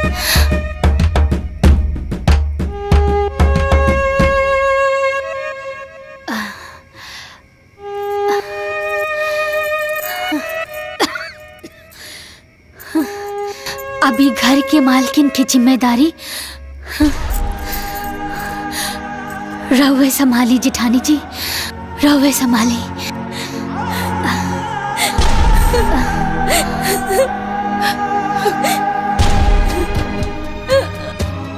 हमरा के माफ कर दे पुष्पा, माफ कर दे। हमरा से बहुत बड़ भूल हो गई बा। हम तोरा के गलत समझनी। तू दोनों बहनी के झगड़े में आग हम लगावनी है।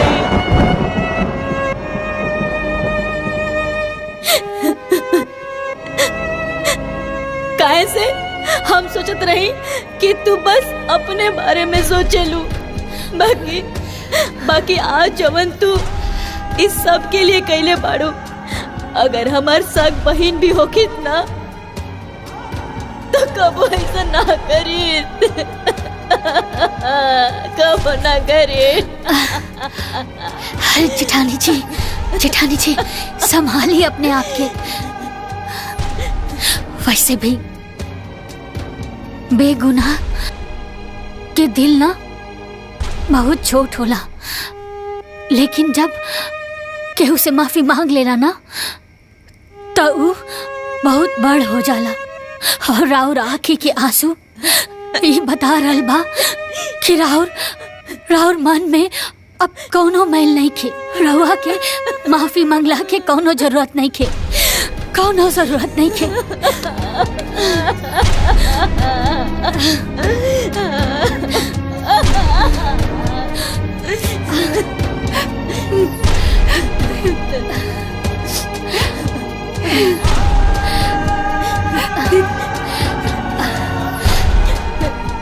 बस हमारे आखिरी एक शब्द जेठानी जी,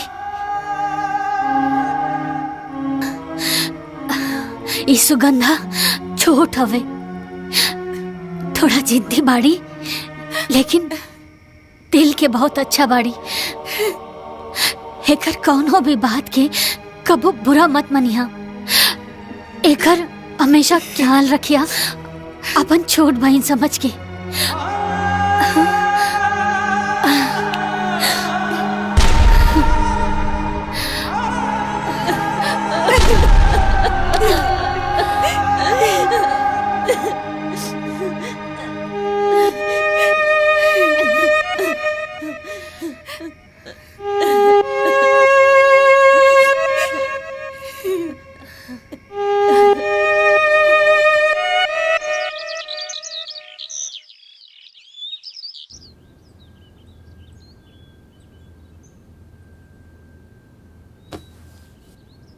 दीदी उठी ना दीदी, देखी ना आज तोहरे पसंद के नाश्ता बनवले बानी। जल्दी से उठ जाई दीदी, और दवाई भी तो खाए के बा। दीदी उठी ना, वरना नाश्ता ठंडा हो जाई। दीदी दीदी उठा।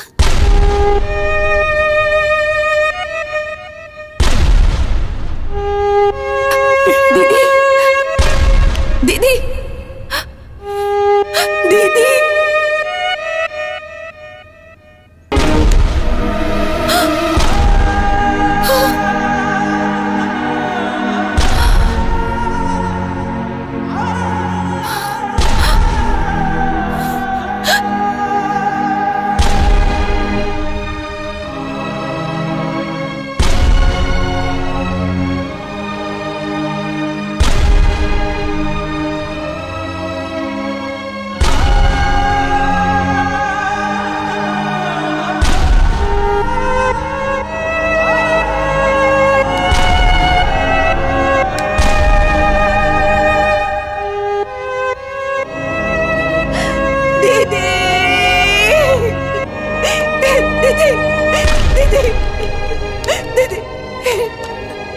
दीदी उठी ना दीदी, दीदी